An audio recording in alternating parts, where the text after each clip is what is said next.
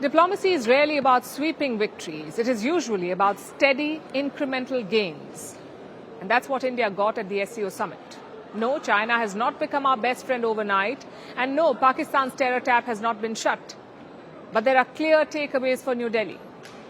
The first one is on terrorism.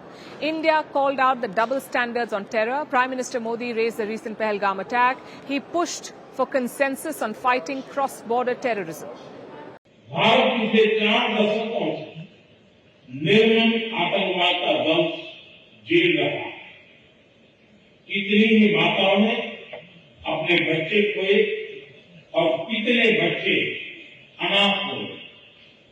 ऐसे में प्रश्न उठना स्वाभाविक है, क्या कुछ देशों द्वारा आतंकवाद का खुलेआम समर्थन हमें स्वीकार्य हो सकता है? That message was clearly aimed at Pakistan, which also happens to be a member of the SCO and was present in the same room. For decades, Pakistan has driven a campaign of terrorism against India. Pakistani nationals were also behind the Pahalgam attack, but earlier this year, the SCO refused to condemn that attack. The joint statement after the defense ministers' meeting did not even mention Pahalgam. But today that has changed. And it was India that pushed for that change. So in today's joint declaration, all member states of the SCO condemned the Pahalgam attack. They agreed that the perpetrators, the organizers and the sponsors must be brought to justice. And this is important because it sets the record straight. It exposes Pakistan. For India, it's a diplomatic win. The second takeaway is the reset with China. Prime Minister Modi met President Xi Jinping yesterday. They said India and China should be partners, not rivals. Easier said than done, given the many outstanding issues between the two countries. India and China still have an unresolved and contested border. They still have a massive trade deficit in China's favor. And the issues of China's military and diplomatic support to Pakistan, they're all there. But here in Tianjin, the two sides decided to explore convergences and to build a relationship based on mutual trust and respect. Translation? Right now, the more urgent challenge is the economy. Trump's trade war is disrupting old systems, so the need of the hour is to work together and contain the damage. Which brings us to the third takeaway, building alternatives. And that is India's biggest priority right now. It must find new markets for its goods. It must develop new trading partnerships and reduce trade deficits. And on this front, the Indian Prime Minister covered a lot of ground in Tianjin. He engaged with a wide range of partners. On the sidelines of the summit, he held 3 bilaterals. One, of course, was with China's Xi Jinping. Another with Russian President Vladimir Putin. We've told you about these. The third meeting was with Myanmar's current military leader. Now, Myanmar is India's gateway to Southeast Asia. It is critical for our border security, connectivity and energy needs. And across all 3 bilaterals, China, Russia, Myanmar, trade was discussed. And then at the gala dinner last night, there were at least 10 pull-asides, brief meetings.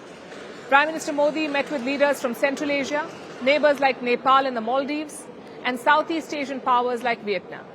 These interactions were informal, but an important part of diplomacy because they opened doors for future dialogue. They set the tone for further engagement. India also challenged the Belt and Road model of growth. Again, this is very significant. Prime Minister Modi said connectivity must respect sovereignty and territorial integrity. This was squarely aimed at China, a sharp and direct message to Beijing. Prime Minister Modi said India will help build links, but each country must stay in control of its own projects. No hidden strings, no debt traps. This is India's sovereignty-first model. And he presented specific examples of projects led by India, like the Chabahar port in Iran and the international North-South transport corridor. Prime Minister Modi pitted these against China's BRI. The message was quite straightforward. Democracies can grow fast too. Authoritarian control is not the only way to do it. So to sum it up, here is what India achieved in the Tianjin summit. On terrorism, it secured international support after Pahalgam. On ties with China, it set in motion a cautious reset. And on trade, it offered an alternative vision. Not the American way, not the Chinese way, but the Indian way. As Trump's trade war rattles the world, all eyes turn to Tianjin, host of the SCO Summit.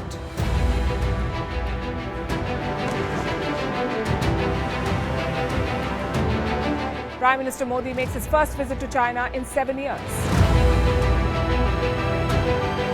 India's policy of multi-alignment faces its biggest test. Will the outreach to China open the door to a new partnership? And will talks with Russia add weight to India's stance against trade wars and tariffs? Catch Vantage live from Tianjin.